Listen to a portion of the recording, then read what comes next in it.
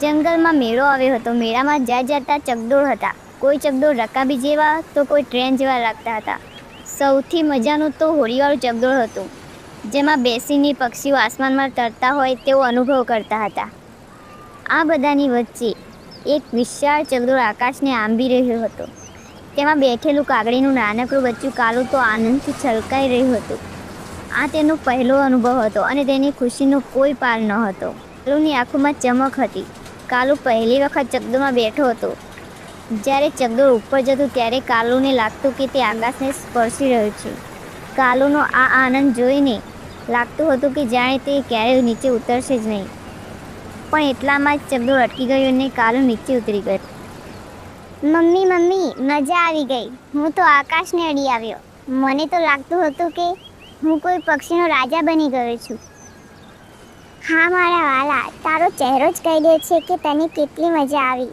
પણ તું મને કહીશ કે તને ત્યાંથી બીજું શું શું દેખાતું હતું? મમ્મી, જ્યારે હું ઉપર ગયો ને ત્યારે નીચેના બધા પક્ષીઓ કીડી જેવા લાગતા હતા અને આપણું ઘર પણ ત્યાંથી દેખાતું હતું. આખો મેળો રમકડાના ગામ જેવો લાગતો હતો. અને મમ્મી, એટલું જ નહીં પરંતુ આપણા જંગલની બાજુમાં જે પહાડો છે તે પણ દેખાતા હતા. વાહ, ખરેખર તારો તો પહેલો અનુભવ હતો ને, એટલે જ મેં તને કહ્યું હતું કે ચકડોળમાં બેસીને તને ખૂબ મજા આવશે. હા મમ્મી, પણ જ્યારે ચકડોળ થોડું ઝડપથી ફર્યું ને ત્યારે તો મારા પેટમાં ગુદગુદી થવા લાગી અને મને એવું લાગતું હતું કે મારું પેટ જમીન પર રહી ગયું છે અને હું એકલો જ ઉપર જઈ રહ્યો છું. અરે પાગલ, એવું કંઈ ન હોય. એ તો ખાલી આપણને અનુભવ થાય. ચાલ હવે આપણે બીજું કંઈ જોઈએ.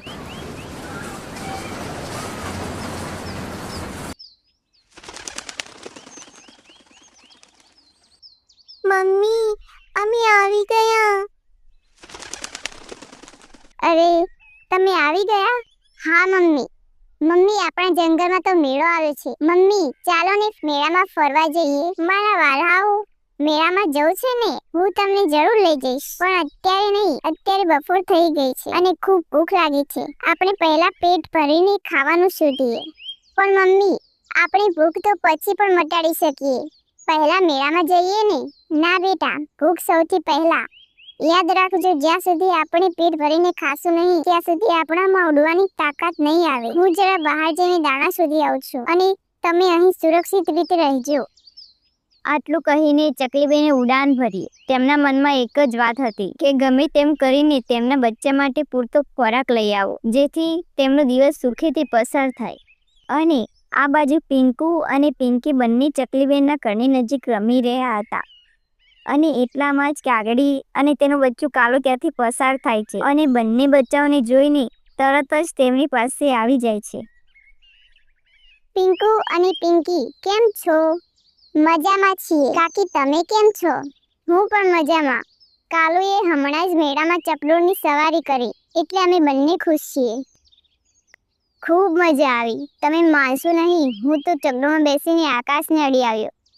અમારે પણ ચકડોળમાં બેસવું છે, પણ મમ્મી કહે છે કે પહેલા પેટ ભરીને ખાવાનું શોધવાનું. અરે ચિંતા ન કરો, ચકડોળમાં તો ખૂબ મજા આવે છે. તમે પણ તમારી મમ્મીને કહેજો કે તમને લઈ જાય. કાગડી અને કાલુ જ્યાંથી ઉડી ગયા અને પિંકુ તથા પિંકી ઉદાસ થઈને માળા પાસે પાછા ફર્યા. પિંકુ અને પિંકી ચકલીબેનની રાહ જોઈ રહ્યા હતા. તેમની નાની આંખોમાં મેળા જવાની આશા હતી, પણ સમય પસાર થતો જતો હતો. અને આ બાજુ ચકલીબેનને શું થયું? ચકલીબેન કેમ બેહોશ પડ્યા છે? અને આ શું? ચકલીબેનની બાજુમાં તો સાપ સુસવાટા મારી રહ્યો છે. ચકલીબેનને સાપ તો નથી કરડ્યો?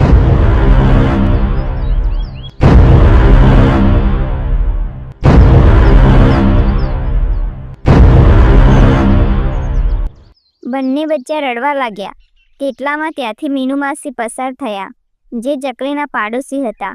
બચ્ચાઓનો રડવાનો અવાજ સાંભળીને તરત જ તેઓ ચકલીબેનના ઘરે આવી ગયા. અરે બચ્ચાઓ, કેમ રડો છો? શું થયું? મીનુ માસી, મમ્મી સવારથી ખોરાક શોધવા ગઈ છે, પણ હજુ સુધી એ પાછી નથી આવી. અમને ખૂબ ભૂખ લાગી છે. ચિંતા ન કરો બચ્ચાઓ, રડવાનું બંધ કરો. તમારી મમ્મી જરૂર પાછી આવશે. ના મીનુ માસી, બહુ મોડું થઈ ગયું છે. મમ્મી સવારની ગઈ છે. મમ્મી ક્યાંક મુશ્કેલમાં તો નથી ને? મીનુ માસીની ચિંતા થઈ. તેમણે બચ્ચાઓને શાંત પાડવાનો પ્રયાસ કર્યો. બચ્ચાઓની વાત સાંભળી મીનુ માસીએ ગંભીરતાથી વિચાર્યું. તેમણે તરત નિર્ણય લીધો.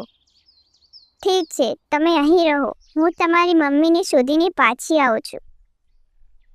મીનુ માસી ચકલીબેનને શોધવા જંગલમાં ઉડી ગયા.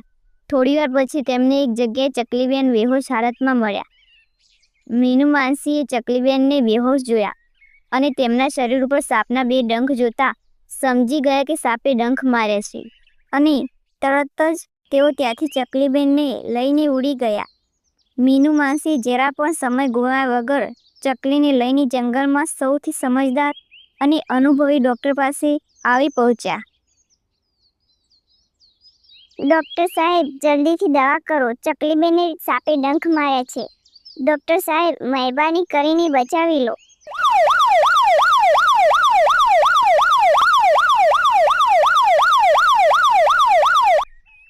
મીનુ માસી, ગભરાવાની જરૂર નથી. હવે ચકલીબેન ખતરામાંથી બહાર છે. અને હા મીનુ માસી, તમે ખૂબ જ સારા સમયે આવ્યા છો. જો તમે 5-10 મિનિટ થોડા મોડા પડ્યા હોત તો ચકલીબેનનો જીવ ગુમાવવાનો વારો આવો. મીનુ માસી, હું તમને થોડીક દવા આપું છું. તે દવા ચકલીબેનને આપજો. બધું ઠીક થઈ જશે અને હવે તમે ચકલીબેનને મળી શકો છો. મીનુ માસી, ડૉક્ટર સાહેબે મને બધી જ વાત જણાવી દીધી. તમારો ખૂબ ખૂબ આભાર. તમે ના હોત તો આજે મારો જીવ ન બચ્યો હોત. મીનુ માસી, હવે ચકલીબેનને ગભરાવાની જરૂર નથી. તેઓ બિલકુલ સુરક્ષિત છે. તેમને તમે ઘરે લઈ જઈ શકો છો. આભાર પછી માનજો. તમારા બચ્ચા તમારી રાહ જોઈને બેઠા છે. ચાલો હવે ઘરે. મીનુ માસી દવાખાનાનું બધું જ બિલ ભરીને ચકલીબેનને ત્યાંથી લઈને ઘરે નીકળી જાય છે.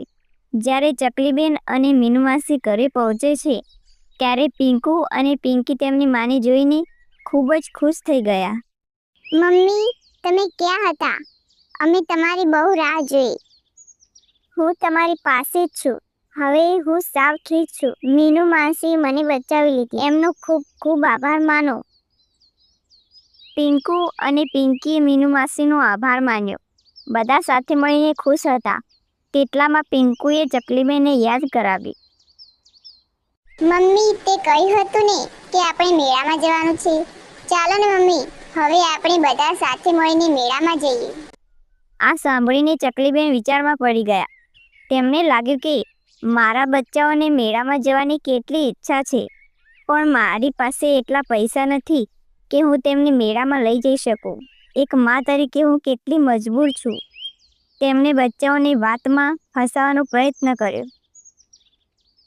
અરે બેટા, હવે રાત પડવા આવી છે અને જમવાનું પણ બનાવવાનું છે. તો હું જમવાનું બનાવું કે તમારી સાથે મેળામાં આવું?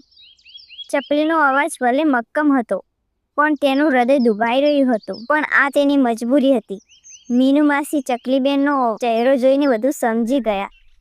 તેમણે નક્કી કર્યું કે ચકલીના બચ્ચાઓની ખુશી માટે કંઈક કરવું પડશે. ચકલીબેન, તમારા ચહેરા પરની ઉદાસી હું જોઈ શકું છું. જો તમને વાંધો ન હોય તો હું અને તમારા બંને બચ્ચાઓ મેળામાં ફરવા જઈએ. તમે ચિંતા ન કરો. હા, કેમ નહીં, પણ મીનુ માસી, એક શરત છે. તો જ આ બંને બચ્ચાઓને તમારી સાથે મૂકીશ. કેવી શરત? તમારે રાતનું ભોજન મારા ઘરે જમવું પડશે. ચોક્કસ, આ તો મારું સૌભાગ્ય છે. બંને બચ્ચાઓ ખુશ થઈ ગયા અને મીનુ માસી તથા પિંકુ પિંકી મેળામાં જવા માટે નીકળી પડ્યા. જ્યારે તેઓ મેળામાં પહોંચ્યા ત્યારે પિંકુ અને પિંકીની આંખો પહોળી થઈ ગઈ, જાણે તેઓ એક સપનાની દુનિયામાં આવી ગયા હોય. વિવિધ ચકડોળ, વિવિધ દુકાનો અને ખુશીનો માહોલ જોઈને તેઓ આનંદિત થઈ ગયા. મીનુ માસીએ પહેલાં તેમને મોટા ચકડોળમાં બેસાડ્યા. જ્યારે ચકડોળ ઉપર ગઈ ત્યારે પિંકુ અને પિંકીને એક અલગ જ અનુભવ થયો. પછી મીનુ માસીએ તેમને બીજા નાના મોટા ચકડોળમાં પણ બેસાડ્યા. બંને બચ્ચાઓ તો ખુશખુશાલ થઈ ગયા. સાંજ પડતા ત્રણેય પાછા ફર્યા. બધા સાથે મળીને ભોજન કરવા બેઠા. તે રાત્રે ભોજન માત્ર પેટ ભરવાનું ન હતું, પણ પ્રેમ, મિત્રતા અને ખુશી વહેંચવાનું ભોજન હતું. તે દિવસે ચકલીને સમજાયું કે જીવનમાં સાચો આનંદ પૈસાથી નહીં, પણ પરિવાર અને મિત્રોના પ્રેમથી મળે છે. ત્યાર પછી તો ચકલી, પિંકુ, પિંકી અને મીનુ માસી બધા સાથે મળીને સુખ શાંતિથી પોતાનું જીવન પસાર કરવા લાગ્યા.